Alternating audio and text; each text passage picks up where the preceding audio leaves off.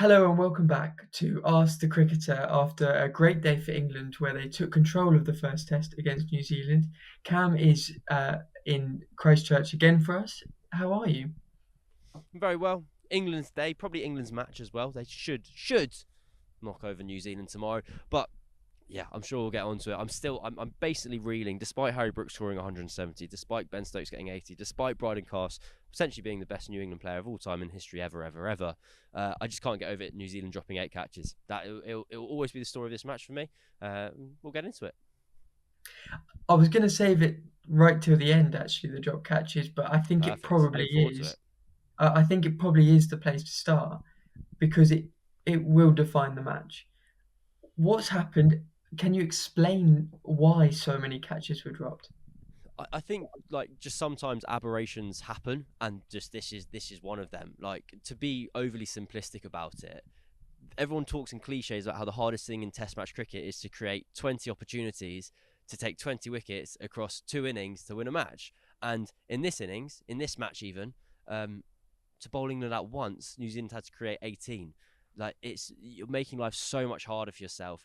You are punishing your bowlers. Nathan Smith on debut has really quite ugly figures from an economy perspective. He's taking 3 wickets, and it's just not really their fault. Like, you can't really blame the bowlers, because they can go, lads, we created 18 chances there. There is a feeling. So I think we spoke about this yesterday. Since had it kind of a different opinion that this is actually quite a poor seeing ground, because you have the kind of banks of people and it's all a bit of a mesh and a mess, and it's just kind of not perfect, as it were. You never have like a blank canvas from which you're picking up the ball from.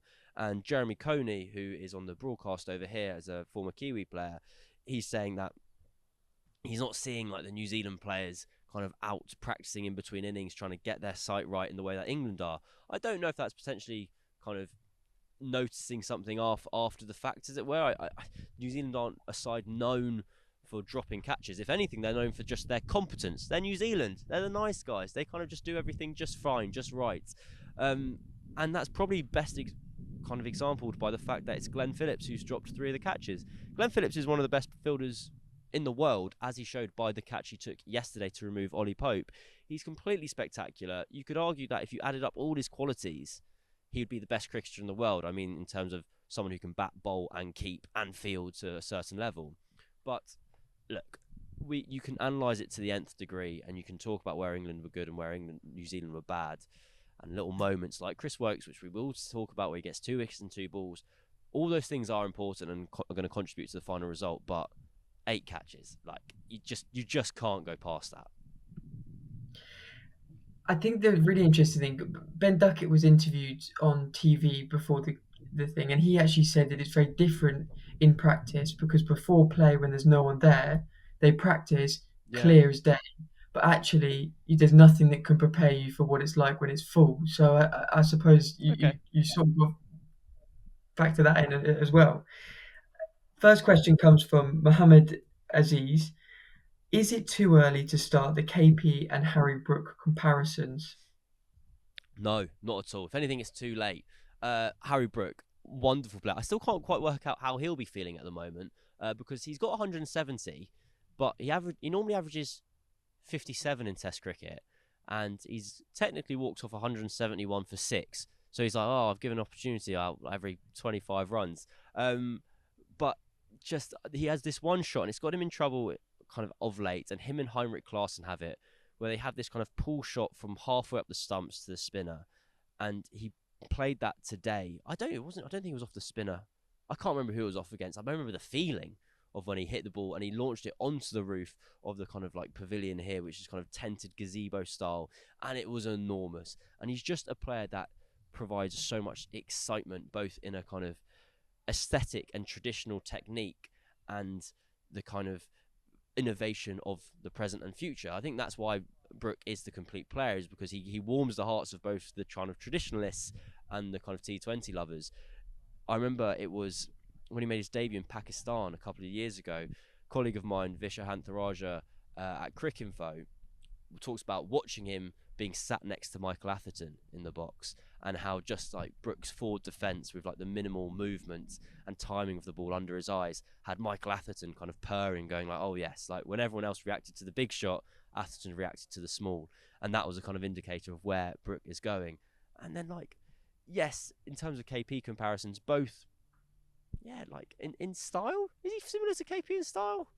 I don't really know. I guess he whips it through mid wicket. He's kind of tall, but he's able to be just wow crowds in a way that very very few are.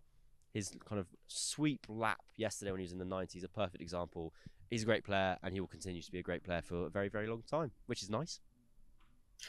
The one unfortunate KP comparison is when Harry Brook is not playing well, he does have the same tendency to seem like he gives it away at a Okay, moment he yeah. shouldn't, which I thought was quite interesting. But in this innings, he just got really lucky every time that he did Well, offer an opportunity. well, It didn't happen. there was an amazing moment where he got dropped for the fifth and final time by Glenn Phillips, and he kind of just threw his head back and kind of laughed and just kind of. I think that was a great. He knew the game. He knew what was going on. He knew this was a spectacular time. I've got a statistic for you if you'd like it. This was the first time in CricViz's history. So CricViz's database goes back to 2006, aka when cricket started, and there's only ever been one time in history where another innings has seen one batter be dropped on 5 occasions. It's the most ever, and that was Stuart Broad, I think in 2009 against West Indies or something like that. So it was a record-breaking appearance by Harry Brook, and yeah, New Zealand. It's the catches, Oscar. It's the catches. We're just going to keep coming back to this. Drop catches, lose the game. Happens. Harry Brook's innings wasn't the only fun innings towards the end of England's innings. There was Carson Atkinson as well, that provided some low order runs. The question I'm sort of going here is I'm working on a theory that Gus Atkinson and Bryden Cast, and you mentioned Cast being brilliant, they are the ideal Baz ballers. They Yeah, provide handy runs at a good strike rate. They're both tall, just aesthetically impressive. They both bowl pretty quick. They can get up there, and they both wicket takers. They both had a great start to their Test career. Talk to me about those two and how they performed today. I think you're on the money. I think you're absolutely correct. When people talk about like England plucking players who don't have that much of a kind of first class record to speak of, I think these are actually like the perfect examples of where England want that at its best. So Cars, when he got picked in the white ball squads last year in T20, his T20 domestic record was terrible. He averaged about 40 of the ball. His economy was about 9. Gus Atkinson didn't have that deep a history. He had a good first class record, but he didn't have a long first class record. And they've come in basically with the key ingredients that England want. As you say, strapping lads, big chest, hit the ball out of the ground, bowl 88 mile an hour. How can you go wrong? And we're seeing that in terms of both with ball and bat. With the bat, they're able to provide that impetus and relieve the pressure to Ben Stokes at the other end, who was kind of prodding his way around, not really feeling brilliant. But more to the point, they're pitch independent bowlers. So when they're going to bowl in New Zealand, it's the same as when they're going to bowl in Pakistan, which is the same as when they're going to bowl in England. They're able to operate regardless of the conditions, and that's something that England have been craving for so long. I make it that there's been 23 no balls in this match, but remarkably, none of them have resulted in a wicket that had to be chalked off. There's been a couple of close calls. Sushan asked, how long can England continue the skill of avoiding taking a wicket on a no ball? Hopefully forever. I feel like that's one of those things where in white ball cricket, we're so well ingrained. I think like Chris Wokes never bowls no balls, I believe. Sushan, I hope England can keep doing that. I don't think because even Nathan Smith managed to somehow take 2 wickets in like 4 legal deliveries in his kind of second over in Test cricket, but that also included 2 illegal deliveries. So whenever he overstepped, he didn't take the wicket, but then when he did kept his foot behind the line, he was fine. So yeah, I can't answer that with any rhyme or reason. But I can just hope it continues for a very long time because it's sad more than anything when the wickets goes down and you see everyone get upset and they lose their first wicket. It's happened to Saka Mahmood, happened to Ben Stokes, happened to Tom Curran. Yeah, I don't know what they're doing, but they're keeping their foot behind the line when it matters. So fair's fair. It's especially sad that Tom Curran won because that was David Warner. I remember it David well. Warner, 99. Um, but yes, hopefully agreed that it stays like that. You mentioned Chris Wokes there. He obviously took 2 wickets and 2 balls, ended up with 3 in the second innings so far. I suppose my question about Chris Wokes is What does a good Chris Woakes performance Ooh, mean?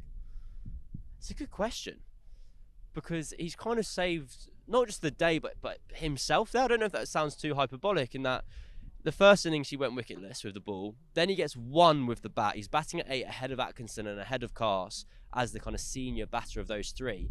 Then Carson Atkinson whack it and perform like these great more than cameos, which kind of cement the match in England's favour. And you're kind of going, what's kind of the point of Wokes here? Like England can kind of just move on from if they wanted to. They can shuffle these two guys up to bat at 8. They don't need the batting depth. He's not providing heaps and heaps of wickets. So his double strike where he gets Williamson, who was looking in such good form, and then Blundell to basically just snuff out that hope that New Zealand had is such an important moment. Not necessarily just in this match, and I'm not saying it's going to cement kind of Wokes' chance of having this long, fruitful away career, but probably just to kind of, for his own sake, just to be like, I've done it. I've contributed. If England do go on to win this match, I've played my part, I've played a role, and that will be such a kind of source of relief for him. What does a good Chris Wokes performance look like? It probably looks a little bit like what Bryden Cast has done, to be honest. That would work. But yeah, he needs to basically be in the way that Tim Southey in India, where he hadn't had like this amazing year and his average with the ball isn't fantastic. He kind of took vital wickets with the new ball early. I think you have to be kind of getting that with the new ball if you are going to be this kind of 82-mile-an-hour seamer, and you then got to be contributing with runs. He's done one of those things today. He got the wickets, so yeah, I don't think you're booking him in for the Gabba next year at the Ashes, but he'll be relieved himself. Absolutely. You mentioned the low order runs. Sushan has another question. Why can't Baz and Stokes convince batters they are batting at number 7 no matter what position? And I think this is an interesting question just because Ben Stokes obviously moved down one to accommodate Pope coming down to bat 7. It's quite a contentious spot in this side. And he basically, I thought, at times showed exactly what he wanted from the number 7 position and Okay. why Ben Folks isn't currently on a plane to New Zealand. You know, being able to switch through the gears. So I think how we're going to answer the question is how was Ben Stokes in that role? What did you think of his innings? Yeah, I think Ben Stokes had his luck change at about time when it should have done, basically. I don't think he was his kind of full flowing best. But where I think, in terms of that number 7 role being able to flick through the gears, that's where it kind of reflects. It reflects who your tail is. So when it was Ben Folks in India, they needed that tail, which was consisting of kind of Sherb Bashir, Tom Hartley, Ryan Ahmed. Kind of going through it now, it sounds all right. But when you're seeing, like, often if there's a lengthier tail who aren't capable of clearing the ropes and scoring runs themselves, you need that person who can turn it on and keep going. Where it was like, where we had the example today, that's a sentence, you had Atkinson and Cars who were willing to just bomb it and keep going and put the foot down. And that meant Stokes at 7 could play the other role and just keep churning, keep turning the strikes over. I don't think it's going to be his long-term home, number 7. It would really surprise me if that was the case because he's Ben Stokes. Like, you want him to face more balls, you want him to be able to take more responsibility. But Sushan's right in that in recent history between Stokes and Smith, number 7's been a very profitable place for England, and even Chris Woakes over the summer when he got a half century against West Indies as well. Ben Stokes invented Bazball. Arguably, it was Brendan McCullum. We can debate that, and you can kind of write your own rules in the same way where kind of it kind of has. People are meant to be whacking it all the time, yeah, to be simplistic about it. Whereas Ben Stokes will often goes like, no, I'll block it, I'll leave it, I'll take my time. And so today he had the second slowest strike rate of the innings, and that's allowed because it's Ben Stokes and it was required of the situation. England had a chance to potentially throw away this match where they only had a narrow lead. They were 7 wickets down at a time when people would have been crying out for them to be like, guys, foot on throat, bat time. Ben Stokes did that whilst the others were let loose. So it was a perfect innings for the scenario for England and hopefully reflected a Ben Stokes that's kind of getting towards back to being at his best. I always think the most fascinating thing about Stokes and his part to play in Bazball is how he was like aggressively reckless in the Yeah, first year of it, where he sort of said, "No, no, no, I want you guys to go harder. Yeah, I'm gonna go harder." And as soon as everyone learned that, he went, "Okay, now I'm gonna go calm, and I'm gonna." And when he's played best, he plays within himself slightly to start with, and then gets up those gears. So I always think that, yeah, the inventor of it, and today was another really good example. spot on. Absolutely agree. That's all the questions we have today. Thank you very much for sending them in. Keep sending them in for the rest of the test if it's tomorrow that it ends or if it's the day after. Thank you very much, Cam, for joining us. See you all soon.